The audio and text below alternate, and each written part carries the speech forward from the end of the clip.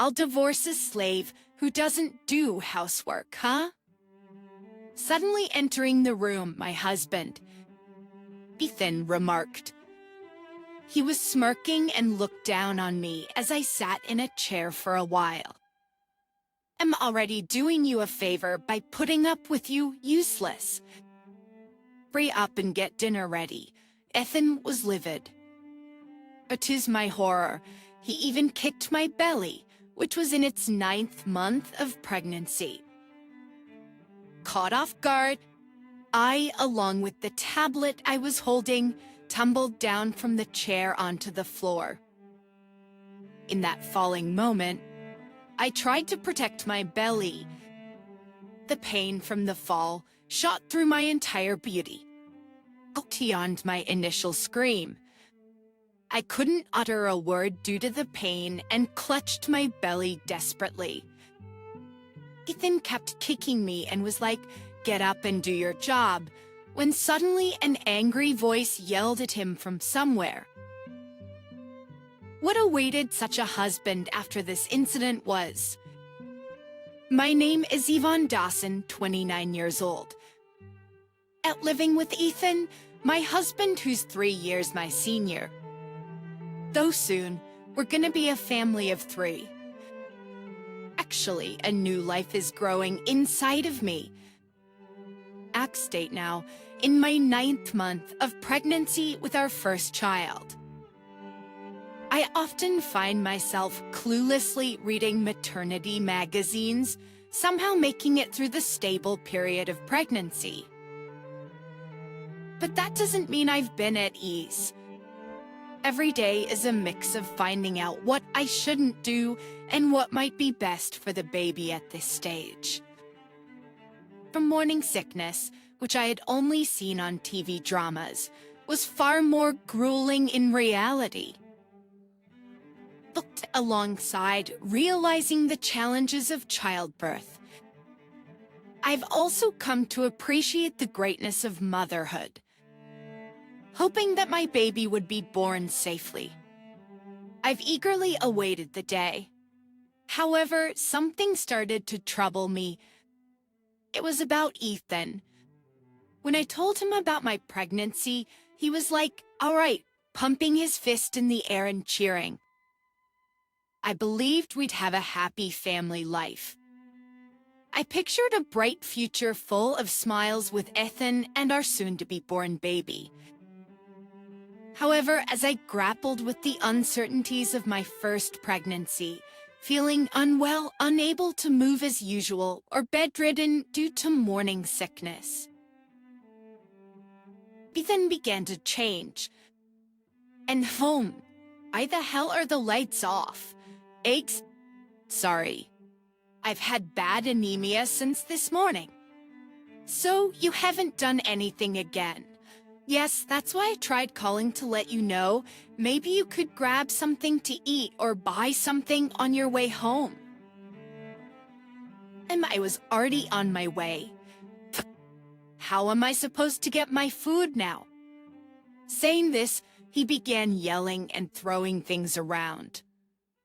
I tried telling him about the frozen burgers and pizza in the freezer, but he was like, "After a long day, you expect your husband to cook for himself," and continued ranting. Ethan didn't care at all about my well-being. Especially when he was hungry. He clicked his tongue with a look of annoyance and left without a word. But when he came back after a while, he brazenly finished a meal just for himself, didn't clean up, and went to sleep after drowning himself in alcohol. After watching Ethan go to his room, I managed to get up and eat whatever I could for the sake of my baby. Sitting in the silent living room, I became sad and tears welled up in my eyes.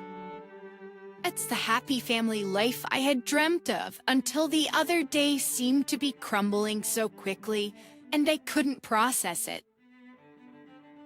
Ethan and I, in the vernacular, had a workplace romance. We've worked at a major global corporation called Company, where Ethan was in the marketing department. I'm an executive assistant, but also handle some of the accounting. One day, while working on the accounts, Ethan noticed me when he brought some documents from his department. And from that day on, he started pursuing me relentlessly. It was love at first sight for Ethan. At first, I wasn't interested at all. But his persistent efforts and the way he seemed to lead his team with such vigor drew me to him, and we started dating. Once we started dating, he was a wonderful person who made me dream of a happy family life. I wondered if he would be kind to me again, if I was more diligent about housework and took care of him properly. And that thought, I decided to wake up even earlier than before and move at a relaxed pace. Even if I'm working from home, I've gotta work. Stay strong me? Actually, I chose to work from home, not yet on maternity leave. Some of my secretarial duties, like scheduling and contacting managers, could be done remotely and more than anything. I wanted to save money for our upcoming baby. So, I kept my spirits high and adjusted my routine to maintain a balance. I would wake up earlier than Ethan, prepare a hearty breakfast. He usually eats at the company cafeteria for lunch, so there was no need to pack a lunchbox. At once I sent Ethan off.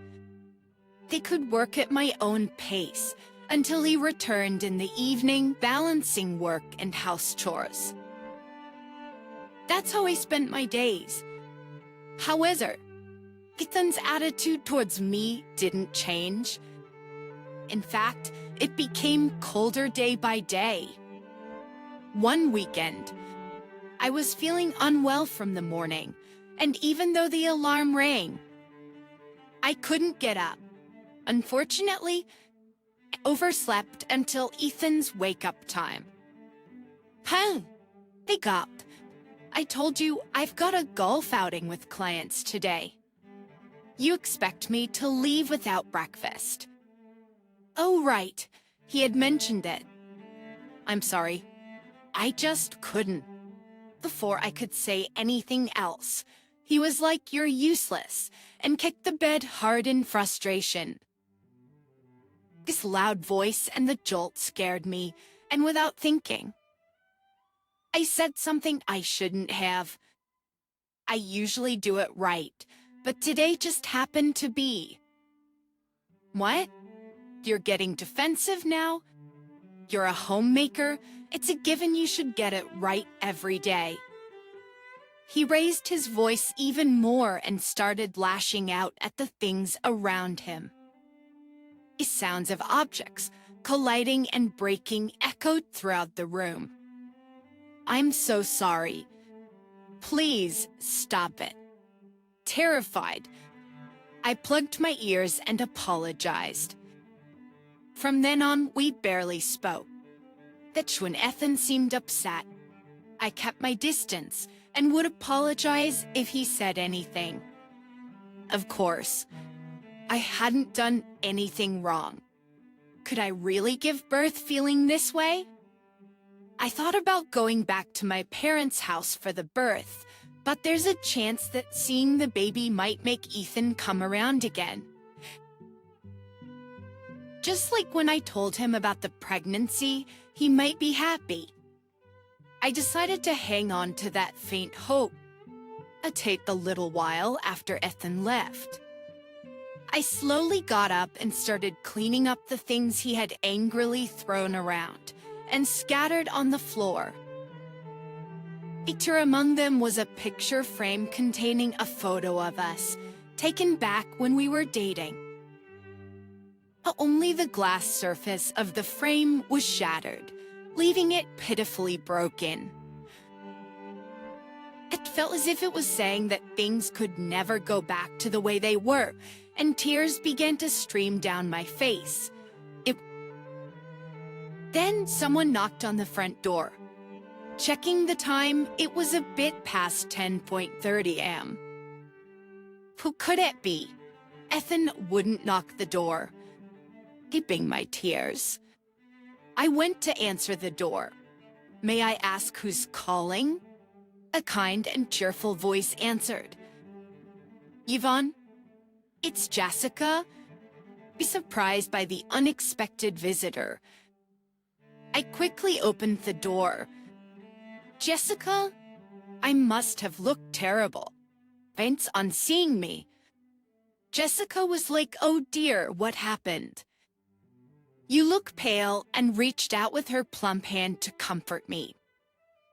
The tears streamed down my cheeks again. Jessica is the wife of the CEO of Asher Co., where Ethan and I work. We became close through my grandfather, and since Jessica doesn't have children of her own, she dotes on me as if I were her daughter. But before my pregnancy, I used to visit Jessica and learned flower arranging from her. Back in the day, Jessica used to be a flower arranging instructor, and since I love fresh flowers, she decided to teach me. This might be the first time Jessica visited me. I told Jessica everything that happened since Ethan changed. Seeing the state of the room, Jessica sensed that something was amiss. Did you talk to someone about this? Oh, and I believe it's an issue between the two of us. Maybe I'm the one to blame for not behaving the way Ethan wants. I've never had kids, so I can't pretend to know everything. But I can tell that treating you who's carrying such a precious life like that is wrong. She said, standing up for me. She was like if he acts like that at home. I bet he's no different at work. It seems she speculated that Ethan's behavior wasn't just because of my pregnancy, but might be rooted in his character. She was also like, sounds like a typical case of once you've caught the fish, you no longer feed it, doesn't it? After listening to my whole story, Jessica cleaned up the mess and made me chicken soup. She originally came to bring me nutritious meals and fruit suitable for pregnant women, after researching what would be best for my condition. If anything happens, call me right away. Which meant anytime. I'll rush over for you. Mavon, thank you. Jessica? Jessica waved goodbye, looking back several times as she left. I felt relieved having talked to Jessica, and the food she brought gradually restored my strength. Then, on a day off, Ethan, who had been out drinking the night before, didn't wake up at his usual time. I managed to prepare our meals and decided to handle some tasks as I had received a call from my company. I didn't know how much time had passed. I had just finished an important meeting and was chatting with a colleague I hadn't seen in a while. Suddenly, the door burst open without a knock. Startled, I looked over to see Ethan glaring at me with furious eyes. Who were you talking to while I was trying to rest? You seem to be enjoying yourself. Cheating, huh? Must be nice. He approached me with big steps, saying, "You're pretty useless. I'll divorce a slave who doesn't do housework, huh?" He smirked and looked down at me, who's sitting. He seemed to have misunderstood that I was cheating over the phone. I was just working. I tried to clear the misunderstanding, but he was like, "Stop lying." I'm already doing you a favor by putting up with you. Now get me some food. Ethan, in a fit of rage, said that, mockingly, he kicked the leg of the chair I was sitting on with all his might. Caught off guard, I tumbled to the floor along with the tablet I was holding.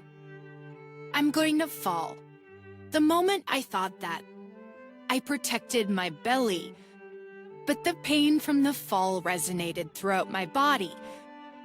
After my initial scream, Ethan kept kicking my belly, now 9 months pregnant, repeatedly, and was like, "You think you can mock me?" Desperately protecting my belly. I was like, "Stop. Squeeze out my thoughts that couldn't be voiced." Suddenly, a loud voice rang out towards Ethan. "What the hell are you doing to Yvonne?" The voice was coming from the tablet that had fallen with me. Ethan, unaware of the situation, stopped his kicking at the sound of that deep, angry voice. Why's the voice so loud for a phone call? Ethan thought I had dropped a phone, but he was taken aback when he bent down to check. He was met with a fierce gaze from the screen.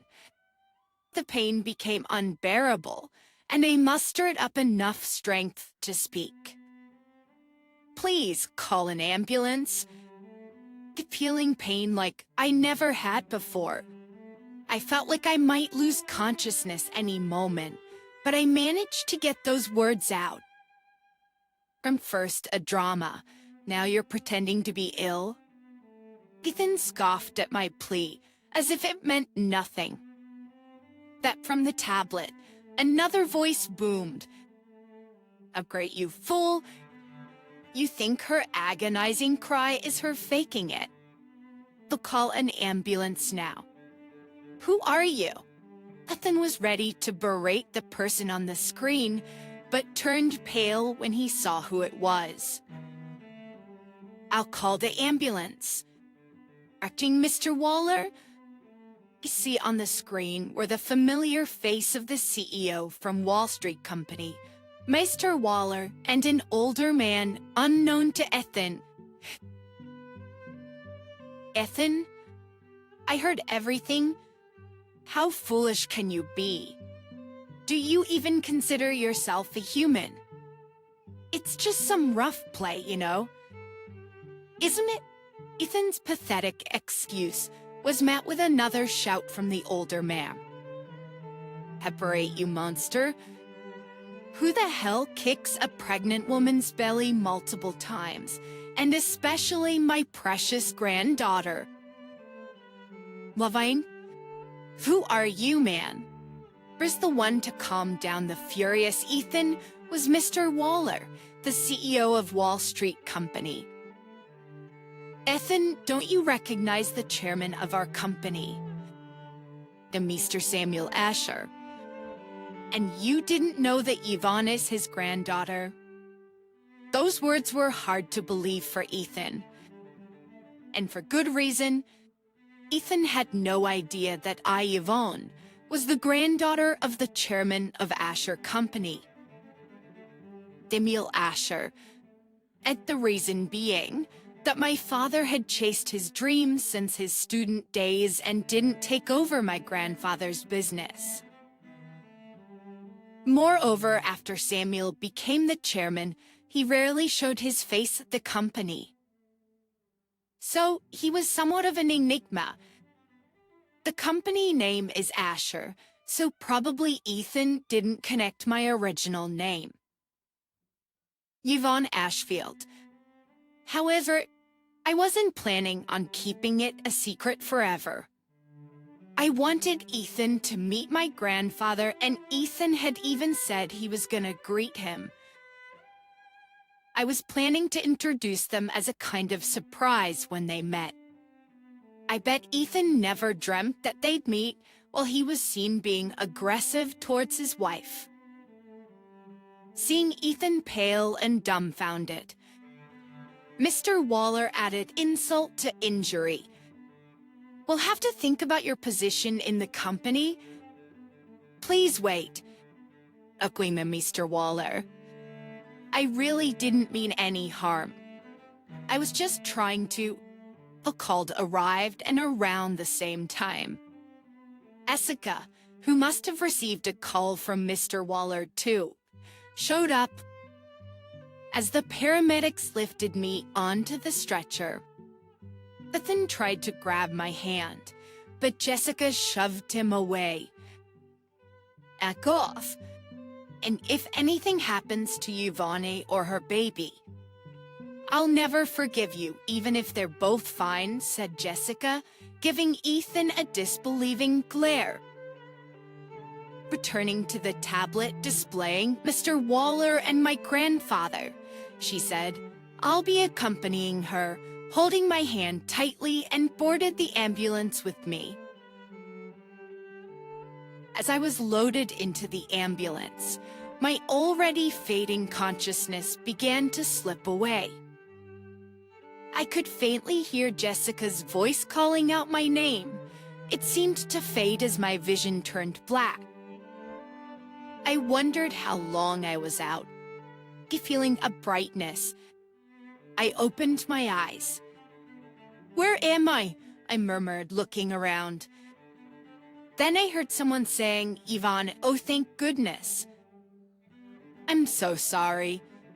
Yvonne's awake now? Cried Jessica, pressing the nurse's call button. Up from the other side, I could hear my grandfather Samuel's voice. Yvonne, thanks God the baby's fine too. Grandpa, Jessica? As my hazy mind started to clear, I remembered that I was pregnant and had been violently attacked by my husband. Ethan, I'll tell you eat. My grandfather said, the baby. And thank God. This again and again. It relieved me and I covered my face. Seeing this, my grandfather said, you must have been so scared. You did well and tenderly ruffled my hair. I remembered how Ethan was when we first got married and I voiced my thoughts. Did I do something wrong? My voice trembled as the words came out. Hearing me? Jessica said, Yvonne, it wasn't your fault. My grandfather said, whoever did this to my dear, Yvonne will pay for his sin. Both of them defended me, saying, you just need to rest now. I felt a profound relief, realizing that I wasn't alone in this. When I woke up next, I was told I had been asleep for 3 days and nights. After ensuring both the baby and I were okay, I was admitted for a week for observation. Got my hospital stay. Ethan never once visited. Thinking about our child, who could have been seriously harmed, anger towards Ethan welled up inside me. Jessica, who visited me daily, expressed her concern that going back home might expose me to Ethan's potential rage again. Thanks to her generosity, it was decided that until things with Ethan were settled, I would stay at Mr. Waller's house, who was the CEO of Accompany. My parents lived far away, and given the unstable circumstances, it was decided against me returning to my home. It's my hometown for childbirth. Initially, I thought of going to my grandfather's place. However, since my grandmother had passed and only men were left there, staying with Jessica at Mr. Waller's place in New York seemed better, considering she's a woman and could help out. Plus, it would be more convenient if any action needed to be taken against Ethan. Shortly after I began staying with Jessica, Mr. Waller shared some insights about Ethan's behavior at Accompany. It turned out, on the night I told everything to Jessica, she requested Mr. Waller to keep an eye on Ethan's behavior. In response, Mr. Waller asked Ethan's direct reports and co-workers to report on his day-to-day activities. So, Yvonne, it seems you really had no reason to feel guilty. After hearing Mr. Waller's story, both Jessica and I were at a loss for words. Jessica was like I knew it. Turns out, since I was rushed to the hospital, Ethan never contacted me.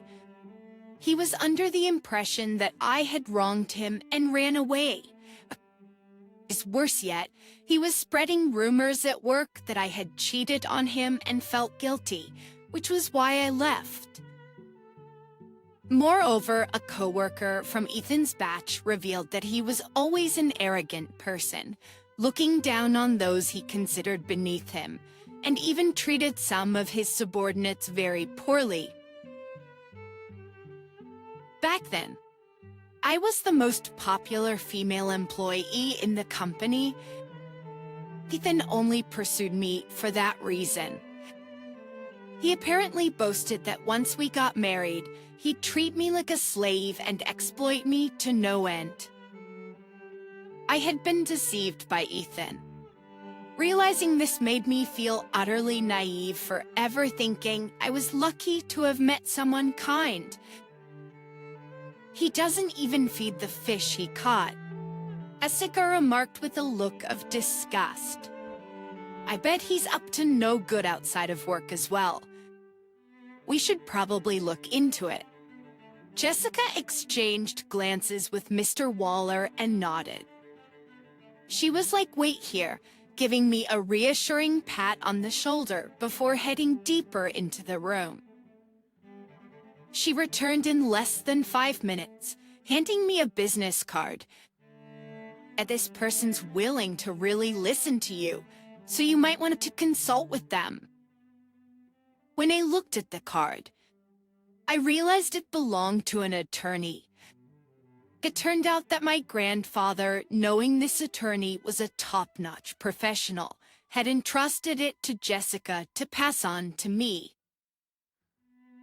My grandfather was currently occupied with some long-standing international business partners who were visiting him, so he had left me in Jessica's care. The chairman was really concerned about you. He told me he wishes he could be by your side during this time, but he wants you to stay strong and do your best. I see. Just like grandfather, I whispered to myself in my heart. Growing up, I'd always seen my grandfather as someone who prioritized work and business associates over family matters. He was very strict in that regard. I was Grandpa's favorite, so I've been watching my grandfather since I was little.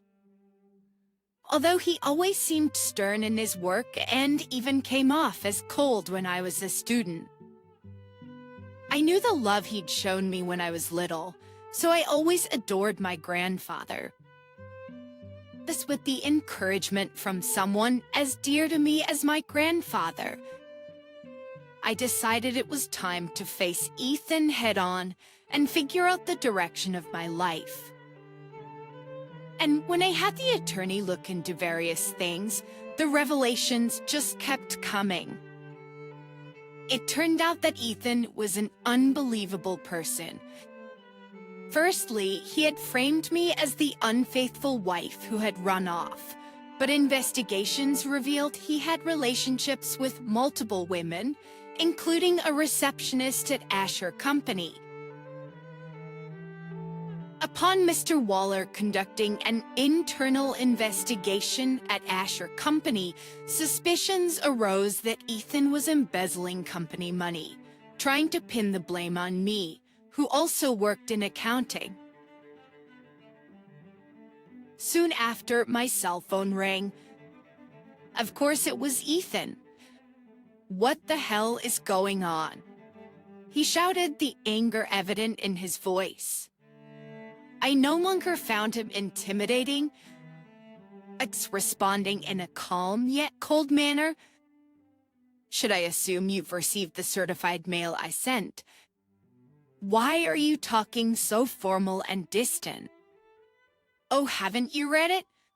I can't forgive what you did to my unborn child. At the same time, I truly hoped to become strangers with you. That's why I sent that. What? You're the one who cheated and just disappeared on me. Ethan's yelling hurt my ears. Do you only have a brain to shout? I can hear you without you raising your voice. Satisfied now? Accusing me of something I didn't do while you've been having fun cheating with multiple people. With a hint of sarcasm. I make it clear I know everything. He was like, hang on. How do you know all this? Getting into a panic. But I continued without hesitation. You really haven't read it, have you? I had investigated everything. We have more than enough evidence. And also, I was like, the mail I sent was about my personal claim for damages, but for your misdeeds at Asher Company, their legal counsel will be in touch. Brace yourself. Upon hearing this, Ethan must have turned pale as a ghost, sweating profusely. In a rush, he started going through the mail I had sent. The rustling sound of papers was evident. And once he realized that even the company matters were known to me, and given the mention of the company's lawyer, he probably felt the weight of the situation and tried to turn things around. Come on, wake up to it. You don't want to break up with me right now, right? Our baby needs a father, right? Look, don't be foolish thinking about leaving. And about the company, they think you did it. I'll tell them they got it wrong, okay? A selfish and advantageous proposition. Unbelievable reasoning. I told you what I did, didn't I? I said we have more than enough evidence. Oh, right. My grandfather was pretty furious, too. You might get sued by him as well. I'm done talking to you. If you have anything to say to me in the future, do it through my lawyer. But that. I hung up the phone. Ethan was like, hey, don't hang up. I could hear his desperate voice. I couldn't care less about that. I never wanted to hear Ethan's voice again, let alone see his face. Given that I was expecting a baby, I decided to leave everything to my lawyer and focus on my preparations. As for what happened to Ethan, investigations at his company revealed inappropriate behavior towards colleagues, leading to complaints. Evidence of embezzlement was also found, resulting in his termination and subsequent arrest for theft. Furthermore, while I didn't want any trouble, especially with my baby on the way, my grandfather's anger led to Ethan being reported to the police for assaulting me. He faced further investigation for assault.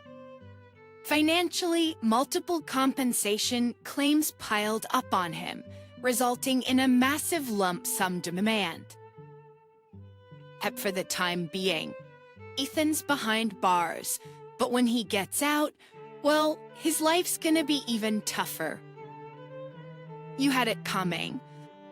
I hope he pays for what he's done. But before Ethan was taken in by the police, I managed to finalize our divorce. I then safely gave birth to a healthy baby girl. After discussing with my grandfather and Jessica, we decided to ask the lawyer involved and manage as a special case that my daughter wouldn't see her father for now. It was a surprise for my parents, but after my delivery, they moved from Nebraska to New York to live with my daughter and me. It was the four of us together. My parents also helped out with raising my daughter, allowing me to go back to work. By the time my daughter started elementary school, I was entrusted with significant responsibilities at work. I succeeded Mr. Waller and became the CEO of Asher Company. Following my grandfather's policy of not allowing the company to become stagnant, the CEO position rotates after a certain age. While working as a secretary and handling the finances, I'd been studying the ins and outs of the business. Had Ethan remained the person I met back then, maybe he'd be the CEO now. But looking at the path he chose, I can't help but pity him. I feel more resolved to be a leader who listens to everyone, ensuring we don't produce employees. I'm determined to follow in the footsteps of great men like my grandfather. Speaking of my grandfather, he's now retired as chairman and is completely smitten as a great-grandfather to my daughter. Though I've been through tough times, I feel truly blessed right now